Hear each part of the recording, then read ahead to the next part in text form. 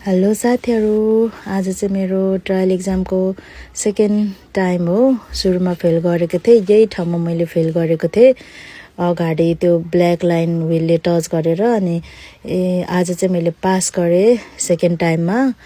अनि यो parking pass गरेपछि चाहिँ पार्किङबाट निस्केपछि चाहिँ मन पनि ढुक्क हुने अनि त्यति मार्क्स पनि कट्ने ठाउँ हुँदैन। अनि जतिजनाले मलाई अस्ति सुरुको भिडियोमा इन्करेज गर्नुभयो, कति सिस्टरहरूले अब इन्करेज गर्नुभयो सेकेन्ड टाइममा नर्भस नभइदिनु, सक्नुहुन्छ, पास भएको भिडियो हाल्नु भन्नुभयो र अनि त्यसको लागि त्यो सिस्टरहरूलाई धन्यवाद धेरै धेरै। अनि यसरी पार्किङबाट निस्केपछि चाहिँ अब ट्राफिक लाइट चाहिँ हामीले एउटा ट्राफिक लाइट चाहिँ क्रस गर्नुपर्छ अनि निस्किनुपर्छ। अनि यसमा पनि पोइन्ट चाहिँ डिडक्ट हुन्छ।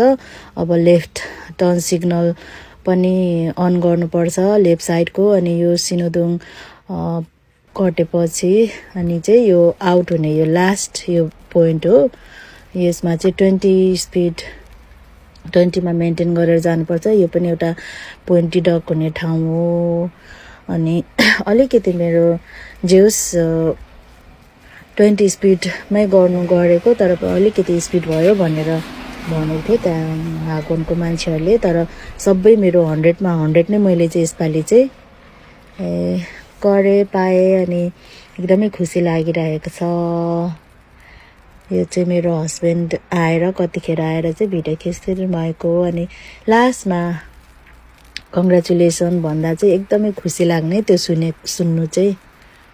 लास्टसम्म हेरिदिनु होला, तपाईँहरूले पनि सुन्न सक्नुहुन्छ कङ्ग्रेचुलेसन पास भयो भनेर।